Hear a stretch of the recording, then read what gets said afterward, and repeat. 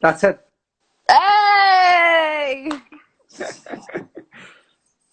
Technology doesn't work with me. Live technology, it's just it's not for me either. It's panic stations.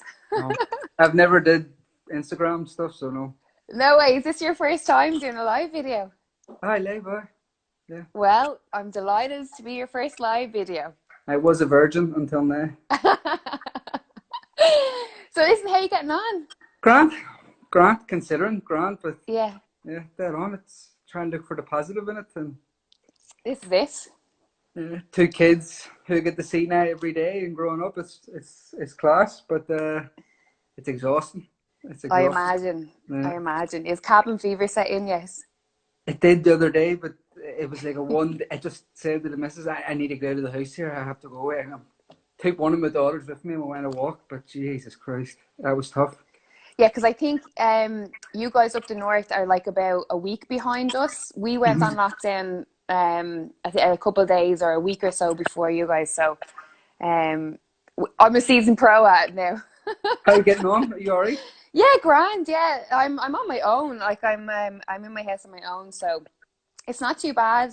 You know, like I'm kind of same thing, looking at the positives, and I'm getting to catch up on loads of stuff that I didn't get a chance to do before. Do you know what I mean? Like I was praying for a time period where I could just have no work to Yeah. catch up on all the like boring work that you'd never really want to do. And I get to do these as well. These have been really, really good because obviously you're getting to speak to people that are not in your area or country, you know, so And really at good. least everyone's on the same platform. They're all the same. No one's doing something else. Everyone's on Yeah, the same. yeah. And Nothing like else going on. it's really good because like, you know, there's like obviously guys that and girls that are like, you know, normally would be either in camp or, you know, if you wanted to get an interview with them, you'd have to go to like a PR team or something like that. And now they're just like, yeah, no problem. I'll do it. Yeah, no problem. So it's good, you know. I'm taking Yeah, full advantage of it. just right. I was watching your fights today, Very going good. back to the catalogue. Yeah, I don't watch them. Don't you? Ah, Ever? no. How come? Someone sent me a video of one the other day and I put it on my Instagram. I think it was the first time I've put anything like that on in a while. I can't watch it. Can't watch any of it. What's the emotion? What's the feeling? Uh, Anger. What are you doing that for? You could do something different. You know, constantly criticizing. So and critiquing, but no. And that's when you know you're winning. The one I lost, not a chance in hell. I'll fucking watch that. Sorry, I tagged you in that earlier on. I didn't even realize. I didn't know. I just put it up. Yeah, I tagged you, and then I was like, "That's the only one he lost. Maybe I should just get the Anthony Nelson one up here first for a bit." Tag Yeah. him in that. Yeah. But you know, I when I put up that you were coming on, the messages like that I got were just like so varied from people like young fans and also like much an older generation that were like, he's never been in a boring fight. He always come to fights. Yeah, he's always had a war. Like, how does that make you feel knowing that people look at you and look at your career as like a really exciting fighter? Proud in a way. Overall feeling would be proud because in the end of the day, they paid their hard-earned money to come and watch you. They followed you all around the country. We went to England a few times, Wales a few times. You know, stuff like this, you have to be proud and very thankful and happy for because not much people get the the feeling of other people of you know that they feel part of your journey. They're coming Mm-hmm. with you. They feel they're fighting fights with you. They're going through the emotions that a fight brings. So overall, I've been proud, very very proud. And when someone talks about it, it's very nice. I don't need to watch them because I lived them. There were some really crazy nights. The fight in Dublin was special for the atmosphere. It was. I didn't expect it. It was out of the blue. It was just. I remember sitting in the change room just before it and said, I'd seen fighters coming in and out 1 round, 2 rounds, and like the show was flying through. I went, "That's a bad sign." And the coach went, "Why?" I went, "Everyone's having an easy night. Someone's going to have a hard night, and I think it's going to be me." Like so. But no, it's very proud, very thankful of the times, and just you know, that's who you do it for, isn't it? The boxing be nothing without the people. Absolutely. What's do the boxing fans come to you with any particular memory? Like, is there a highlight in their minds? And is their highlight your highlight? Does it match? Yeah, I'd say so. Their highlights are the fights. The fights were highlights for me. I love training. I loved everything about training. I loved being away. I loved training with friends. We were just away. It was basically, the crack was amazing. Being around everyone day to day, very hard to explain. Even though you're with them now and you're with your friends now, when you're in that environment where everyone has got the same end goal, we're all fighting for the same thing. It just in different worlds. He's in his world, I'm in my world. We're all the main actor in our own film, but you're bouncing off each other. That's what I love most about it. But then also the fights, when you're in a fight and all eyes were on you, kind of thing, and everyone was just on the edge of their seats. That was hard to beat.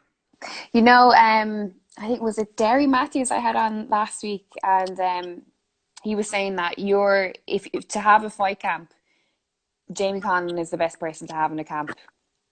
Seriously? Yeah. I'm a grumpy big shit. I was a grumpy big cunt. I would have blabbered to everyone. If they wouldn't have done anything, I would have just really went right through them. But Derry, I learned a lot off Derry coming through camps. I remember doing my first camp with Danny Vaughan, Derry's interim world title fight, I think it was, with Tony Louise. And I remember seeing he was as professional as professional could be, and I didn't have a fight, but I stayed with him. Me and him shared an apartment. We shared a villa together, and then when we back to Liverpool, I went home with him and stayed in his house, and his missus got kicked out. So it was good. Like, but we had some great time. LA, went to LA. Me and Derry and Tyrone, Kenna, Paddy Barnes, my father, Cody, who was Derry's mate, and it was so funny. Derry got, if he didn't tell you last week, he got a really bad beating in sparring. And he mentioned let him live it down. Like, he was in a bad way. He's being sick and all after. And he'd said, yeah, in the back of the van, me and Paddy and all saying, "Jesus, you got knocked out," and all by some, like, laughing at him and stuff. And then next time I went away to see Mick, I think, in Marina Del Rey in the other state of California, and came back. And Derry says, "Jay, it's not for me, mate. I'm going to head home." We got some stick. So when we got back to Glasgow, he had already come back to Glasgow 2 weeks before us, and we gave him stick the rest of the camp. Back and it was his idea to go to LA, and I called him on it. Really? Yeah. Yeah.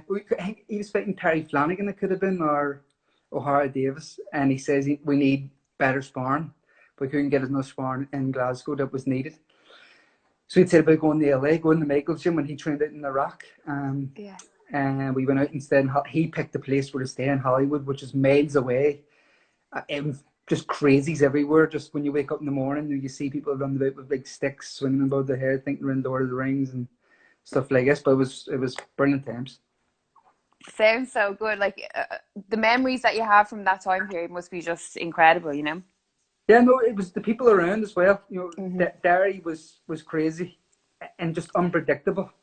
Tyrone McKenna, brain dead, as I would say, but he was just insane, clinically insane. Scared of the dark. If he hasn't never told you that, he's scared of the dark.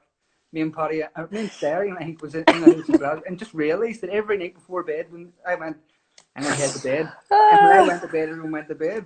Tyrone run up the stairs. Always used to run up the stairs before. I can't fucking run up the stairs. I'm going to pretend I'm not going to bed. And so we played this trick. Pretend that we weren't going to bed. Went to bed. Came down the next morning. All the lights were on. He was scared of the dark. Scared of the dark. I should be laughing. Afraid of the dark. Scared of the dark. Goes to sleep. Puts his bathroom light on. Goes to sleep in the room. Now, he says he isn't. He says he isn't. He's going to get a text. Yeah. It says he isn't, but call him on it. Yeah. Brilliant. Well, listen, I had your brother on as well last week. We were talking about obviously his career, and one of the things that is so present in all of the interviews that he's done, and he spoke about last week as well, is how inspirational you were to him growing up, and that if you had stopped boxing, if you had decided at a young age, I'm not going to get into it or not going to continue with this, he probably would have quit as well. How does that make you feel, knowing that you really are responsible for your brother's career? as well as your own? Well, you didn't know at the time because Michael wouldn't have really let you know. He's very cheeky, and everything is his way. But no, there was three of us all going. I only went because Brenton. We have a brother in between us, Brenton. Yeah. He got made to go, and he wanted to go, and I got made to go with him. So I had to go, and then Mick came along, but then he was too young and had to go to a different club, and it kind of evolved from there. But yeah, he was. I would have shouted from the rooftops at a very young age. He was the best I'd seen, and was telling everyone and anyone, even though he hadn't done anything of note. I would have said that no, my brother is a million times better than me, and he'll be the best thing to come out of Ireland. What if you had to put that down on paper? What was it that you recognized in him? Like, what were the qualities that you saw? From a young age, he was able to do things that seasoned boxers couldn't do. He would have been below junior. He would be very underage. He would be in 15, 16. And he was just doing things in sparring, doing things in the gym that I wouldn't say professionals do. I'm doing with ease, natural talent, God gifted. But like, if I was to do 10 rounds, he would do 11 rounds. And if we went out on a run, he would try and be in front of me in the run. So there was just a very determined work ethic, not to lose. So the will to win was always there. But just like the skill level for someone at his age, and it carried through, was beyond everyone. Was head and shoulders above anyone in Ireland. Although he didn't get to show it till he hit 17, 18 when he broke through. But I was seeing it 14, 13, right up, that he was able to handle and do anything asked. If you demonstrate a combination, he would have it down to a T within 5 seconds. He picks on it straight away, naturally, very smart in what he does. It's very boxing smart. His IQ, his ring IQ, his positioning was always very smart. From a young age, he knew when to get out and when to get in, and that he was understanding the distance. Amazing. And obviously your dad has played a massive part in both of your careers as well. When you look back on it, do you think that kind of gave both of you a different edge, that you had your father figure, you had a family member that was guiding you in that direction, and was that much of a support, I suppose, all the way up to your professional careers? Well, he would be my inspiration. Like he would be done if he wouldn't have pushed this, I wouldn't have done it. You know, the first year I did it, I only done it because he had promised me a 50 quid. but after did that, you get it? No, I never got it. No, I never got it. But after that, you know, he was the one. You know, you didn't want to let down. So everything we were doing for him, to, you know, to please him, to you know, to be with him, kind of thing. So it was, you know, it was everything. Growing up, being with your dad all day or whatever, and he's working, then you come home from work and he brings you to the gym. And for me, he used to bring me to football as well on the weekends. So it's the reason why, you know, I believe he's the best coach in the country.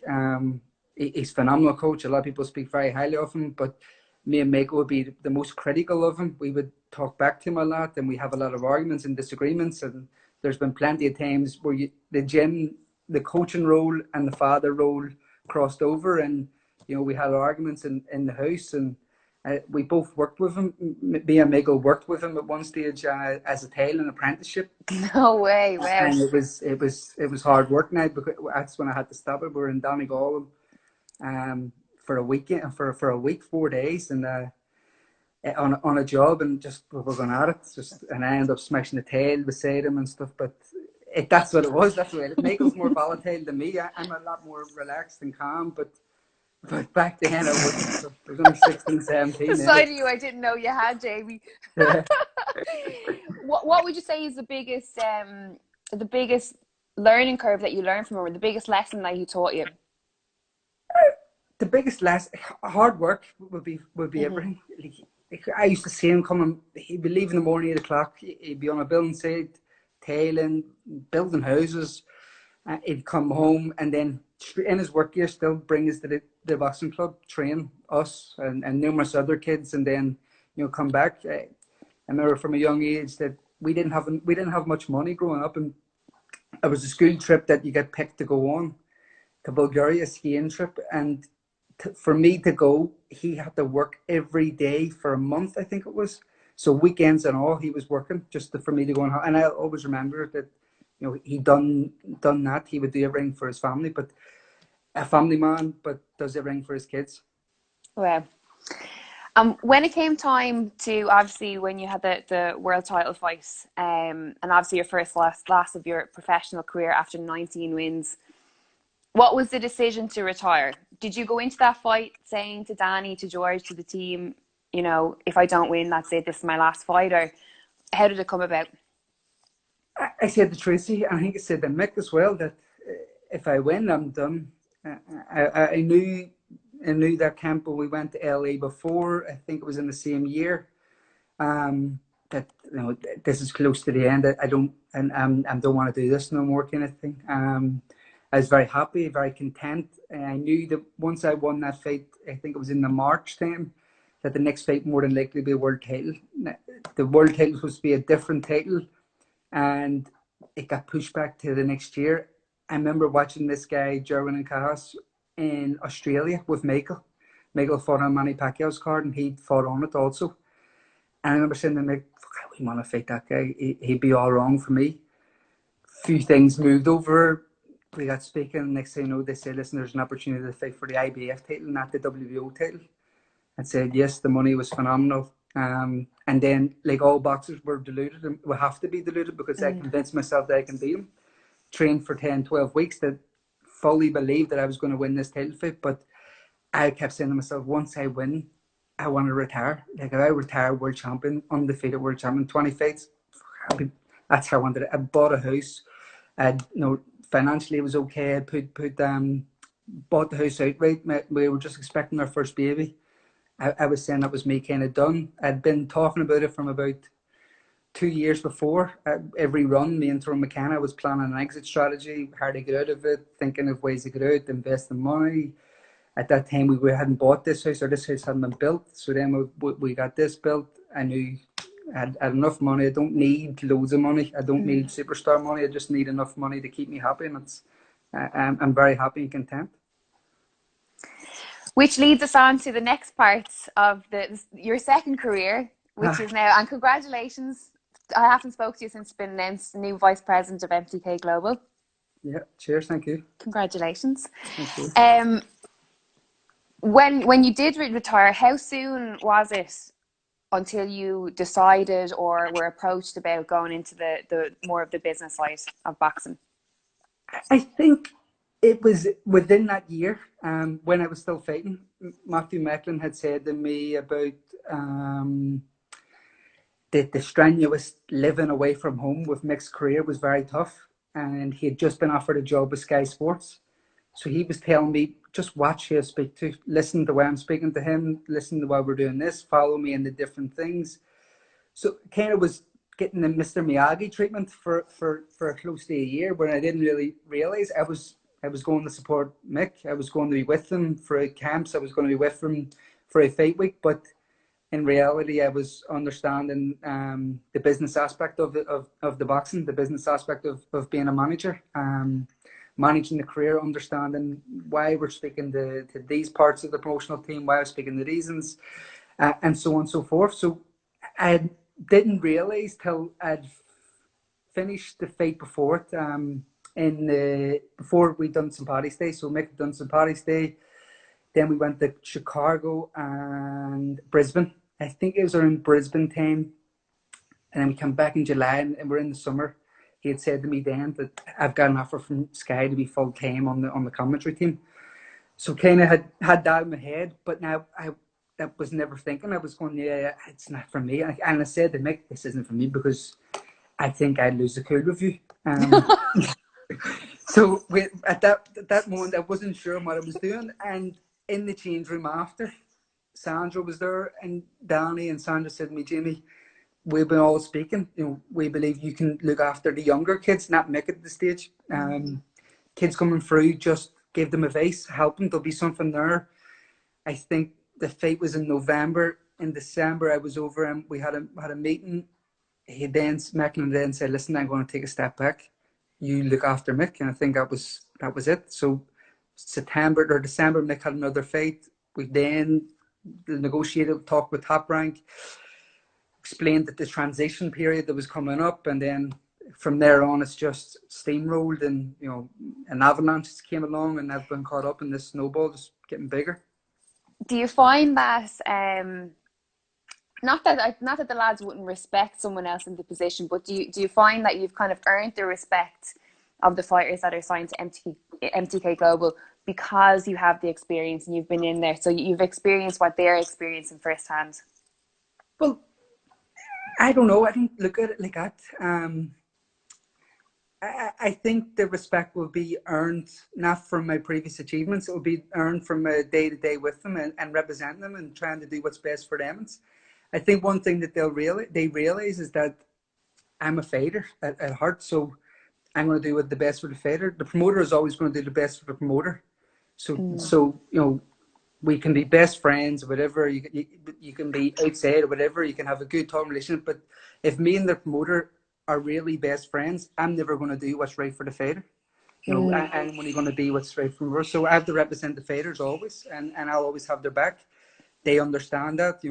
We have a conflict of interest a lot of times with promoters, even though we get on. It's a conflict of interest because they're trying to do what's right for the promotion, and I'm trying to do what's right for the fighter. From a fighter's point of view, I understand the positions that they're in. Various different positions across the board, but I was a fighter who had nothing. I was a fighter who was working. I think he was number 5 or number 3 in the world. I had 2 jobs outside of boxing. So I can understand where they are in certain parts of their career. I can then do what's best for them instead. Do you know, it's like, what advice would you have for, I mean, it's not even young fighters. I know fighters that are, not even in boxing, in all combat sports, that could be like 15, 20 fights into a pro career, and they don't really have anyone properly representing them, or they have a coach that's kind of dealing with the promoter, and more often than not, coaches have even less business experience than the fighter does.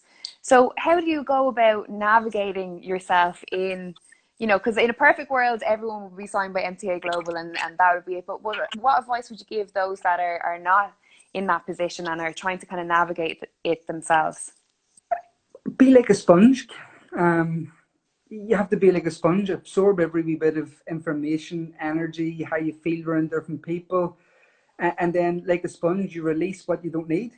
You keep what you think is beneficial to you. You learn every day. You don't realize that there's so many different people in the sport that have vast amounts of wealth and knowledge. So they can give you and share it on to you. Listen to people, speak to people, keep your contacts very open is one thing, and just always kind of keep an open channel of communication. So that would probably be it. There'll be loads of different more, but it would be certain aspects of the game that we have different information and stuff on. And in terms of MTK Global going forward, what's the plan? What's the big? I mean, we can all kind of see what's happening in terms of like the shows, the fighters that have been signed. The growth is there, we can see it. But in terms of a company and the fighters and the plans for next year, what's going to happen? We have still to continue our relationship with ESPN Plus, so there'll be 12 shows next year, bigger shows than the previous year. We'll be putting more on in certain. We're trying to build different hubs around the UK continuously. We have in Belfast, we have in Glasgow. We're building nicely in Manchester.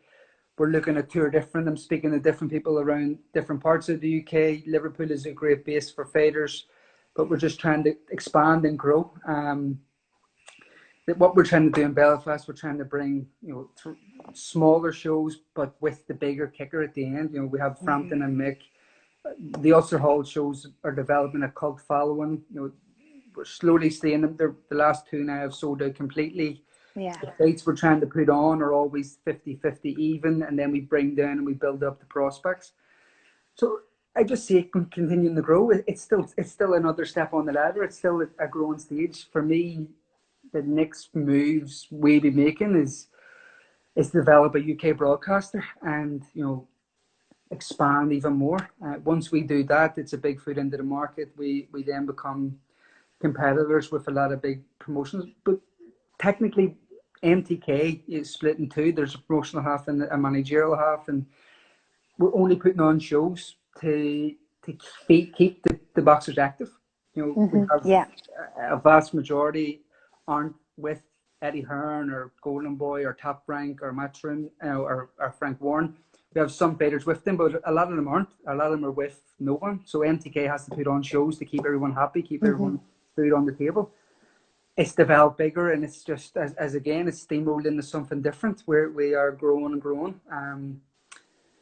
I would like the American aspect to grow. We're dipping our toe in, I think, this year, and now we're pushed back 6 months with the pandemic of the coronavirus. But I envision America being on the landscape, on the horizon. Amazing. I'm going to just check. There's a couple of questions that have just come in here, so I'm going to just ask them, see what's coming in. 2 seconds there now. It's always a dodgy time going into this comment. Oh, Derry Matthews said, "You bastard." He said, he wrote it again. I met Jamie and had hair, ended up baldy. He made every fight a war, but what a fighter. There's actually a couple of different people have asked, have you ever been jealous of Michael's career? I could never be jealous of Mick's career. One thing I always said was that I would sacrifice my own career for Michael's career to succeed. I think we both due to fight one time in the Ulster Senior Final the year before the Commonwealth Games in Australia. I think Melbourne. I think. No, sorry, it was India or something. Glasgow. I'm thinking. So both due to fight. Ulster Senior Final. I didn't think he would get through. He was only 17. Didn't think he'd get through the process. I was going on from a 5th Ulster Senior title at that moment in time. I came through my semi-final. Mick was the next night against Rory Dalton, who's with MTK. And I think a lot of people expected Rory to beat him. I had just beaten Rory the year before by, I think, 2 points, but it was a really tough fight. And Mick won pretty handily and looked phenomenal. We had a decision then to make. It was 5-4 days. It was always the decision was going to be me. But we sat down in the room and I said, listen, you take it. I think this is the time. The Olympics was 2 years. London was 2 years, the year after. So the Olympics was 2 years. This was him breaking through. But on the final, we played it right up to the end. And just at the moment of time, I just said, no, you take it. He goes on. He won on from that, went to Australia, won the Afura Games, came back from that. I think he fought against Italy, against the bronze medalist of the Olympics previously, Victor Picardi, from Italy. He was phenomenal. And then I think 2 fights later, he had a run in the Irish Championships. It was phenomenal and got on the Olympic team after that. It was just a steamroll process. But no, back to the question. Never it's my younger brother. He wins, I win. That's what it is. Absolutely, yeah. I imagine that's also for him the plus of having a brother in your corner is that you know that there's genuinely, he wants to see you succeed as much as you want yourself to succeed. And when we're family, you don't take anything from each other. I have to do what's best for Mick because in the end of the day, his kids and my kids are going to eat dinner together. Yes. I'm going to sit with his family and eat dinner. He's going to be sitting on a super rug and be sitting together. I have to look him in the eye and know I've done everything in my possible everything possibly to do what's right for him and make sure that he is both financially secure for the rest of his life and puts himself down as one of Ireland's greatest ever fighters. Absolutely. Well, you're both down in my books for that. We'll take 1 or 2 more. Let's have a look. Aidan Dev has asked, would you ever go into MMA? No. I think that means fighting. I've been up training with Aidan, Shando, and Pat McAllister. So it was no way. Did you do this? I did the beginner course, which was amazing. The FII beginner course, 10-week beginner course was quality. Learned a lot. I learned. I usually know how to beat someone one way, and then I've got my ass handed to me about 5 different ways. I remember we did some jiu-jitsu, and Pat McAllister had me tied up like a pretzel I'd say he did, yeah. numerous times, but and on purpose as well, just to let me know, like, yeah, this happened. Well, fair play to you for going in there. Yeah. Right, we'll take one more question. Katie has asked, what are you watching in quarantine, and do you read? And if you're reading, what is it? I do. I'm reading a book at the minute called Gorillas. It's about numerous different guerrilla factions, insurgencies throughout the world. So Palestinian rebels, Hamas, a faction in El Salvador called FNL.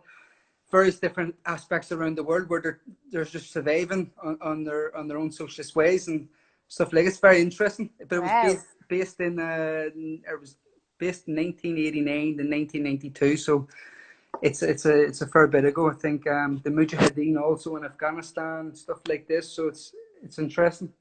What I'm watching, I started Ozark a few days ago. I haven't seen it, but I heard it's very good. It's all right though. 5 episodes in, but the best show at the minute is what did I watch the other day? Tiger King. That's brilliant. Well, did Carol Baskin do it? 100%. Some hungry land got fed her husband. I said that shows after taking over the world, I tell you. It's dividing many opinions. Well, listen, final question before I go. What's the jersey? What jersey are you wearing? Oh, it's Donegal. Oh, Donegal. What's the connection there? There is none. I just like the green jersey. That'll do. Well, listen, thanks so much, Mick. Mick, Jesus, Jamie, feckin' hell. Thanks so much for your time. I really appreciate it. No worries, Lydia. Stay safe. We'll see you soon, and hopefully it won't be too long since I see you at the next show. Yes. And it has to be said, every time I go to an MTK fight night, couldn't be treated better. The whole team always so good, so they're good. They're doing a good job. They're pulling the hair out here. We're working half pace. They're pulling the hair out. Lee, you had Lee on last night, didn't you? Yes, yeah. Monday night, yeah. So yeah, he's pulling his hair. He's went bald. He's shaved himself. We'll get him a wig. He's grand. Jamie, thanks so much. I really appreciate it. See you later. Bye-bye. Bye, guys. See you tomorrow at 7 o'clock.